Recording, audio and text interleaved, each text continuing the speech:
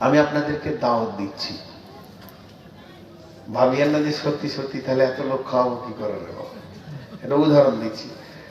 আমি বলছি আমার এই ডাঙ্গাপাড়ায় বাড়ি, যে আমি এই জালসাতে বলছি আপনাদের সকলের দাওয়াত,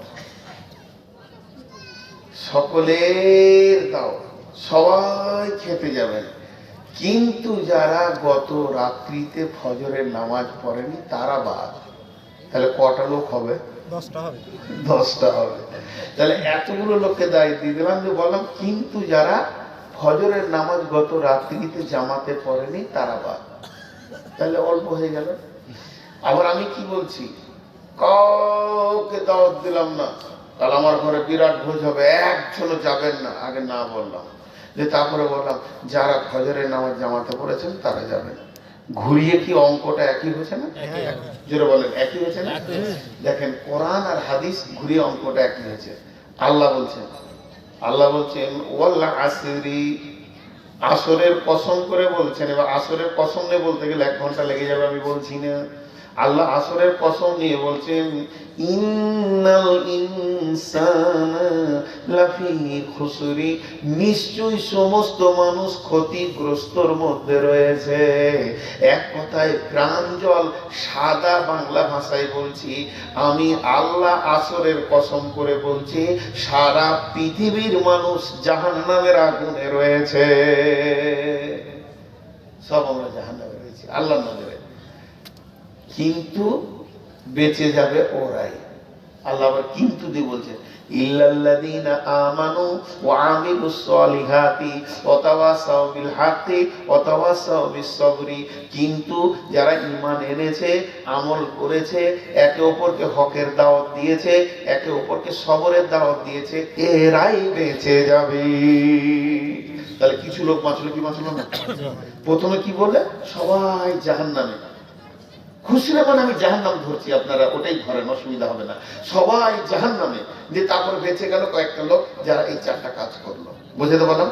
এবার নবীজি কি বলছে দেখেন, ক্বালা রাসূলুল্লাহ সাল্লাল্লাহু আলাইহি ওয়াসাল্লাম কুল্লু উম্মতি ইয়াদখুলুনাল জান্নাতা ইল্লা মান আবা। কিলা মান আবা ইয়া রাসূলুল্লাহ? ক্বালা মান আতাআনিহি ফাদাখালাল জান্নাহ ওয়া মান আসাআনিহি ফাকাদ আবা। আল্লাহ প্রথমে বললে সবাই জাহান্নামে, আর নবীজি বলছেন আমার সমস্ত উম্মত জান্নাতে, কিন্তু যারা আবা তারা জান্নাতে যেতে পারবে না। সাহাবীরা প্রশ্ন করলেন নবীজি আপনি আবা কাদেরকে বলছেন, কোন গোষ্ঠীটা যেতে পারবে না?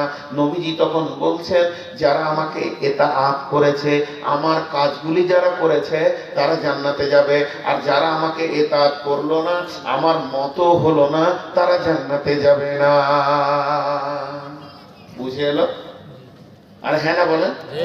তাহলে আমরা রাসূলের ইতাআত করছি। এবার দেখেন গোড়ালির নিচে পায়ে কি রয়েছে? কাপড়। ও রাসূলকে মানছে না। আল্লাহ রাসূল বলছেন নেমার রাজুল খুরাইমিয়ান, নেমার রাজুল খুরাইমান। একজন খুরাইম বলে একটা যুবক ছিল মদিনাতে, একদম ভালো ছেলে, চরিত্রবান ছেলে, ছেলেটার গুণ ভালো। এই যে ছেলেটা মজলিসে নাই, আর আল্লাহর নবী মজলিসে ওর নামটা নিয়ে বলছে ওরে সুন্দর ছেলে রে, এত ভালো ছেলে মদিনাতে নাই রে। এই হলো একদম ভালো যে মানুষের ভিতরে ওর লিস্টে নামটা আছে। কিন্তু খোরাইমের 2টা স্বভাব বড় খারাপ। চুল রাখতে রাখতে একদম কান কান পর্যন্ত ঝুলিয়ে দিয়েছে, চুল কাটছে না, ওটাকে মাস্তানি মনে করছে, আর পায়ের নিচে কাপড়কে টেনে নিয়ে বেড়াচ্ছে। যদি খোরাইম ওই 2টি কাজকে ছেড়ে দিত তাহলেও ভালো মানুষ হয়ে যেত। এবং যারা শুনেছে তারা খোরাইমকে একদিন দেখতে পেয়েছে, বলছে রে শোন, তোর নামে রসুল আজকে কথা বলেছে। ওর কলিজাটা বড় হয়ে গেল, আমার নামে হাদিস তৈরি হয়ে গেল, বিশ্বনবী আমার নাম নিয়ে কথা বলে, কি বলেছে কি বলেছে? বলে বেশি খুশি হোস না, নবীজি তোকে ভালো মানুষ বলেছে এবং বলেছে তোর নামটা ভালো মানুষের লিস্টে আছে। কিন্তু তুই যদি 2টি কাজ করে নিতে পারিস তাহলে তুই সোনাই সওগা হয়ে গেলি। 2টি কাজের জন্য রসুল নারাজ হয়ে গেছে। ছেলেটা যখনই শুনে নিল আমার চুলের ব্যাপারে রসুল নারাজ হয়ে গেছে, আমার তখনও নিচে কাপড়ের ব্যাপারে রসুল নারাজ হয়ে গেছে, কাউকে জিজ্ঞেস করলো না, মনটা ভারী হয়ে গেল, সিধা বাড়ি চলে গেল। দর্জির কাছে গেল না, ট্রেলার্সে গেল না, নাপিতের কাছে গেল না, নিজেই বাড়িতে গিয়ে একটা চাকু কিংবা একটা কাঁচি নিল, আর এমনি করে চুল ধরছে আর বলছে রসুল নারাজ রে, এ চুল আর আমি রাখবো না রে, আমার রসুলকে আমি রাজি করবো রে। চুলকে কেটে কেটে কেটে কেটে ফেলে দিল, আর কাপড়টাকে ধরে হাঁটু আর এইটার মধ্যখানে কেটে ওটাকে টেনে ফেলে দিল। আর সে ভালো তো ভালোই হয়ে গেল, কারণ রসুলকে তার করে নিয়েছে, ভালো হয়ে গেছে। এখানে যতগুলি যুবক আপনারা আছেন, আমাকে বলতে হবে না, আমার কাছে আসতে হবে না, আপনি বাড়িতে গিয়ে মাথার কাপড়টা, মাফলাটা, টুপিটা খুলে নেবে, খুলে নিয়ে একবার দেখবেন ড্রেসিং টেবিলে আপনার সাইডগুলো ছোট, মধ্যটা লম্বা, রসুল নারাজ আছে, এটা মেনে নিতে পারবে না। আপনার সমস্ত চুল একই বারাবার হবে, এটা মেনে নিবে, কিংবা লিম্মা জুম্মা আফরা রাখবে, এই তিনটে চুলকে রাখাটা আল্লাহ রসুল মেনে নেবে। তাহলে আপনি কি করে ভালো হলেন? আল্লাহ নবী বলছেন সবাই আমার উম্মত জান্নাতে চলে গেছে, কিন্তু যারা আবা তারা যেতে পারবে না। ইয়া রাসূলুল্লাহ, আবা কাদেরকে বলছেন? নবীজি বলছেন মান আতানিহি ফাদাখালাল জান্নাহ, যে আমাকে মেনে নিল রে, আমার ইতাআত করলো রে, জান্নাতের দরজা তার জন্য হাই রোড হয়ে গেল, উন্মুক্ত হয়ে গেল। ওমান আসানি,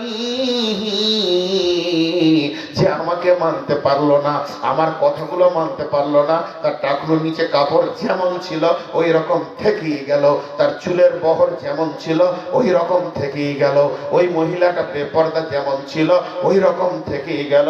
আল্লাহ রসুল বলছে ওই লোকটা আর জান্নাতে ঢুকতে পারলো না।